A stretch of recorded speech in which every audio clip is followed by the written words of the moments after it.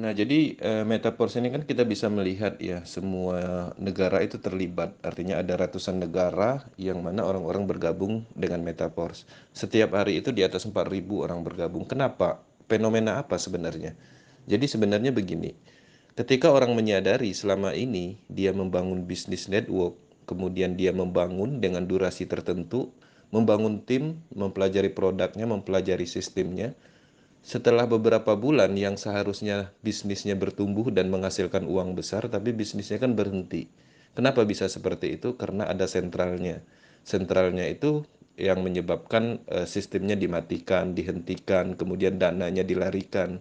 Nah, menariknya di Metaverse ini kan sifatnya kan desentralisasi dan dia selamanya. Jadi apa yang kita lakukan di Metaverse selama ini itu untuk membangun bisnis kita seumur hidup. Dalam kategori kalau kita membangun 6 bulan, dia nggak berhenti selama 6 bulan itu nggak berhenti. Kan rata-rata bisnis network yang kita kenalkan durasinya antara 6 sampai 8 bulan. Itu pun kalau bisnis networknya hebat.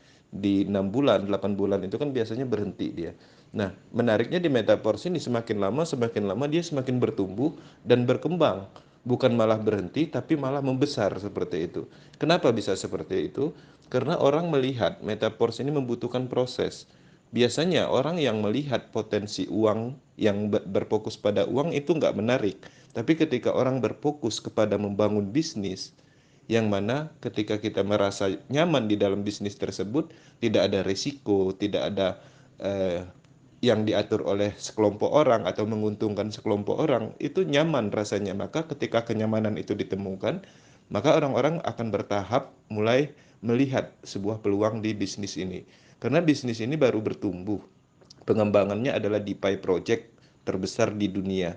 Dan fase pertama peluncuran program aset matrix system, NFT royalty sudah diluncurkan.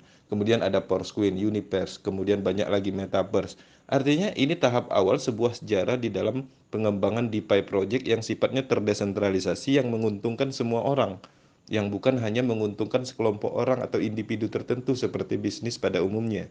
Itu yang juga harus dipahami kita sama-sama bahwa Metaverse ini adalah solusi untuk pelaku network dunia